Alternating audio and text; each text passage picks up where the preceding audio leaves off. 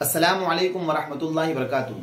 आज की इस वीडियो के जरिए से हम आपके सामने सलातुत तस्बीह की नमाज का दूसरा तरीका पेश करने वाले हैं। सलातुत तस्बीह की नमाज का पहला तरीका हम पिछली वीडियो में बतला चुके हैं। जो गुज़श्ता कल हमने जो क्लिप बनाया है उसमें हम आपको बतला चुके हैं कि सलातुत तस्बीह की नमाज का पहला तरीका क्या है। ये दूसरा तरीका हम आज की इस वीडियो के जरिए से आपके सामने पेश करने वाले हैं कि सलातुत तस्बीह की नमाज का जो दूसरा तरीका हदीस शरीफ में आया है वो तरीका क्या है। और हम आज की इस वीडियो के जरिए से इस तरीके के साथ साथ आपको ये भी बतलाने वाले हैं कि अगर तस्बीहात में जो तीसरा कलिमा इसमें पढ़ा जाता है उसमें कहीं गलती हो गई तो उसकी तलाफी क्या होगी। तो इंशाअल्लाह ताला आज की इस वीडियो के जरिए से हम आपको दूसरा तरीका सलातुत तस्बीह की नमाज का ये भी बतलाएंगे। और अगर उसमें तस्बीहात कहीं भूल गए, कम हो गए या ज्यादा पढ़ ली तो क्या करना है वो भी आज की इस वीडियो के जरिए से हम आपको बतलाने वाले हैं। तो सलातुत तस्बीह की नमाज की फजीलत हम पहली वीडियो में बतला चुके हैं कि उसकी फजीलत बहुत ज्यादा आई है। खुद हुजूर पाक सल्लल्लाहु अलैहि वसल्लम ने अपने चचा हजरत अब्बास रज़ी अल्लाह तआला अन्हु को इस नमाज के पढ़ने की ताकीद फरमाई और उन्हें बतौर हदिया इस नमाज को दिया और ये कहा कि अगर तू अपनी जिंदगी में या साल में या महीने में या दिन में कभी इस नमाज को पढ़ लेगा तो मेरे चचा अगर आप इसको पढ़ लेंगे तो अल्लाह ताला आपके तमाम गुनाह माफ फरमा देंगे। जो आपने दिन में किए हों, रात में किए हों, छोटे हों बड़े हों, हर तरह के गुनाह अल्लाह ताला आपके माफ फरमा देगा। तो इसलिए इस रात की बहुत फजीलत है और अभी शब बारात करीब ही आ रही है, जगने की रात। तो हमारा वीडियो बनाने का मकसद भी यही है कि हम इस तरीके से इस वीडियो के जरिए से हम सीख लें कि सलातुत तस्बीह की नमाज किस तरीके से पढ़ी जाती है। तो इसका तरीका ये है, दूसरा तरीका ये है कि हम नियत बांधें और नियत इस तरीके से बांधें कि नियत करता हूं या नियत करती हूं मैं 4 रकात नफल सलातुत तस्बीह खास अल्लाह ताला के लिए, रुख में काबे शरीफ की तरफ अल्लाहु अकबर। ये कहना दिल में भी कह सकते हैं और जुबान से कह लें तो ज्यादा बेहतर है, लेकिन जुबान से कहना जरूरी नहीं है। अगर किसी ने दिल में नियत कर ली तो ये काफी हो जाएगा। नियत करने के बाद अल्लाहु अकबर कहते हुए नियत बांध ली। उसके बाद सना पढ़ना है। सना पढ़ने के बाद ताउज़ तस्मिया आऊज़ बिल्लाह बिस्मिल्लाह पढ़ना है। उसके बाद अलहम्दु शरीफ पढ़ना है। अलहम्दु शरीफ पढ़ने के बाद सूरत पढ़ना है।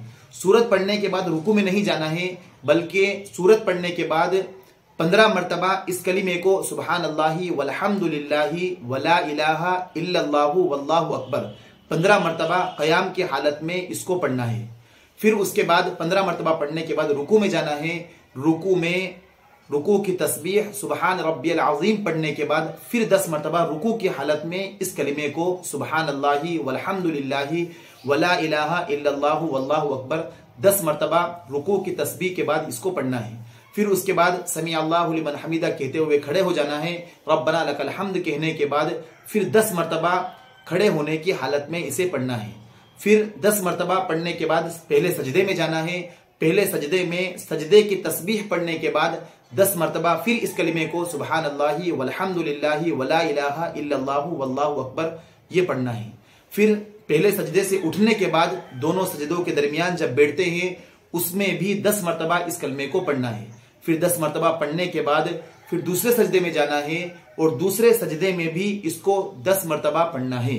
फिर दूसरे सजदे से उठते हुए फौरन खड़ा नहीं होना है, बल्कि पहली रकात में दूसरे सजदे के बाद बैठना है और बैठने में भी इसको 10 दफा पढ़ना है।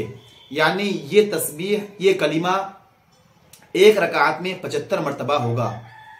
पहली रकात में क़याम की हालत में सना ताउज़ तस्मिया अलहम्दु शरीफ और सूरत पढ़ने के बाद 15 मरतबा इसको क़याम की हालत में पढ़ना है।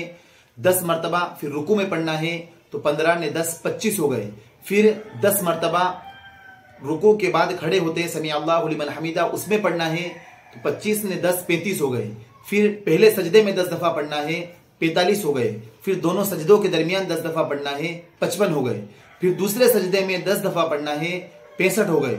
और फिर दूसरे सजदे से उठने के बाद फिर बैठना है और वहां 10 दफा पढ़ना है तो 75 हो गए। एक रकात में ये 75 मरतबा होगा और 2 रकात में 150 मरतबा होगा और 3 रकात में 225 मरतबा होगा और 4 रकात में 300 मरतबा होगा। इन चारों रकात में इस कलिमे को 300 मरतबा पढ़ना है। अब दूसरी रकात में भी यही तरीका होगा कि दूसरी रकात में अल्हम्दु शरीफ पढ़ना है, सूरह फातिहा पढ़ना, उसके बाद सूरत पढ़ना है और सूरत पढ़ने के बाद फिर 15 मरतबा इस कलिमे को पढ़ना है, सुबहानल्लाहि वल्हम्दुलिल्लाहि वला इलाहा इल्लल्लाहु वल्लाहु अकबर। फिर रुकू में चले जाना है, फिर रुकू में 10 दफा पढ़ना है, फिर रुकू से खड़े होने के बाद 10 दफा पढ़ना है, फिर पहले सजदे में 10 दफा पढ़ना है, फिर दूसरे सजदा पहले दोनों सजदों के दरमियान 10 दफा पढ़ना है, फिर दूसरे सजदे में पढ़ना है और फिर दूसरी रकात में दूसरे सजदे से जब बैठेंगे तो अत्तहियात पढ़ने से पहले 10 दफा इसको वहां पर पढ़ना है, सुबहानल्लाहि वल्हम्दुलिल्लाहि वला इलाहा इल्लल्लाहु वल्लाहु अकबर। 10 दफा पढ़ दिया। उसके बाद दूसरी रकात में जब हम कायदे उला में पहले कायदे में बैठे हैं तो 10 दफा इसको पढ़ने के बाद अत्तहियात पढ़ना है, फिर अत्तहियात पढ़ने के बाद खड़े हो जाना है और फिर तीसरी रकात में भी सूरत पढ़ना है और अल्हम्दु पढ़ना है, अल्हम्दु पढ़ने के बाद सूरत पढ़ना है और उसके बाद फिर 15 दफा इस कलिमे को क़याम की हालत में पढ़ना है। फिर रुकू में इसी तरीके से 4 रकात पूरी करेंगे। जब चौथी रकात के लिए दूसरे कायदे अखीरा में दूसरे कायदे में बैठेंगे तो अत्तहियात और दुरूद शरीफ और दुआए मासूरा पढ़ने से पहले 10 दफा वहां पर पढ़ना है। तो पूरी 4 रकात में ये कलीमा 300 मरतबा होगा तो हमारी नमाज ये सलातुत तस्बीह मुकम्मल हो जाएगी। अब रहा सवाल ये कि अगर कहीं पर गलती हो गई, मसलन रुकू में 10 दफा पढ़ना चाहिए था लेकिन रुकू में नहीं पढ़ा और सीधे समी अल्लाहु लिमन हमीदा कहते हुए खड़े हो गए, रुकू की हालत में सिर्फ 3 मरतबा सुबहान रब्बियल अज़ीम कहा और अब खड़े हो गए, तो अब क्या करना है? तो किताबों में लिखा हुआ है कि अब ये मसला है कि अब जब समी अल्लाहु लिमन हमीदा के लिए खड़े हुए हैं तो वहां पर 10 दफा पढ़ना था, तो अब जो रुकू की छूट गई है 10 बार तस्बीह, अब उसको 10 दफा यहां पर समी अल्लाहु लिमन हमीदा की हालत में 20 दफा पढ़ लेना है, या फिर समी अल्लाहु लिमन हमीदा कहते हुए रब्बना लकल हम्द के बाद 10 दफा तस्बीह नहीं पढ़ी और फौरन सजदे में चले गए। अब सजदे में याद आया कि समी अल्लाहु लिमन हमीदा के बाद मैंने 10 मरतबा नहीं पढ़ा है, तो अब क्या करे? वो पहले सजदे में जो गया है तो सजदे की हालत में 10 दफा पढ़ना चाहिए था, लेकिन समी अल्लाहु लिमन हमीदा कहते हुए 10 दफा छूट गया था, तो अब ये पहले सजदे में 20 दफा पढ़ लेगा। तो खुलासा ये हुआ कि जिस रुक्न में जहां पर छूट जाए, जिस रुक्न की तस्बीह छूट जाए वो दूसरे रुक्न में पूरी कर ले। मसलन क़याम की हालत में 15 मरतबा कहना था, नहीं कह सका और रुको में चला गया, तो अब रुको में 25 मरतबा इसको पढ़ ले। और रुको में नहीं कह सका और खड़ा हो गया तो समी अल्लाहु लिमन हमीदा में जो रुकू में छूट गया था वो समी अल्लाहु लिमन हमीदा के लिए खड़ा हुआ, वहां पर खेले। वो समी अल्लाहु लिमन हमीदा में नहीं कह चुका तो वो पहले सजदे में अदा कर ले। इस तरीके से इसकी तलाफी हो जाएगी। अब रहा मसला ये कि अगर सलातुत तस्बीह की नमाज पढ़ रहा था और उसमें कोई ऐसी गलती हो गई कि जिसमें सजदे सहव वाजिब हो गया, तो क्या सजदे सहव के जब 2 सजदे सहव के करेंगे तो क्या उसमें भी तस्बीहात को पढ़ना है? तो उसमें सलातुत तस्बीह के में अगर कोई गलती हो गई और सजदे सहव कर रहे थे, जो 2 सजदे करें सहव के सजदे, उसमें ये तस्बीहात नहीं पढ़ना है। अब अगर किसी शख्स ने 300 से कम अगर कलिमात पढ़े हों तो क्या वो सलातुत तस्बीह कहलाएगी या वो नफल हो जाएगी? तो देखिए, अगर किसी शख्स ने 300 से कम मरतबा इस कलिमात को पढ़ा है तो फिर वो सलातुत तस्बीह की नमाज नहीं कहलाएगी बल्कि वो नफल नमाज हो जाएगी और ऐसे शख्स को सलातुत तस्बीह का सवाब नहीं मिलेगा। इसलिए हम इसका मुकम्मल ख्याल रखें कि हमें किस रुक्न में कितनी मरतबा पढ़ना है। इंशाअल्लाह ताला आज की इस वीडियो के जरिए से हम आपको तफसील से बतला चुके हैं। हमने दूसरा तरीका आपको बतला दिया है कि इस तरीके से नमाज पढ़ना है।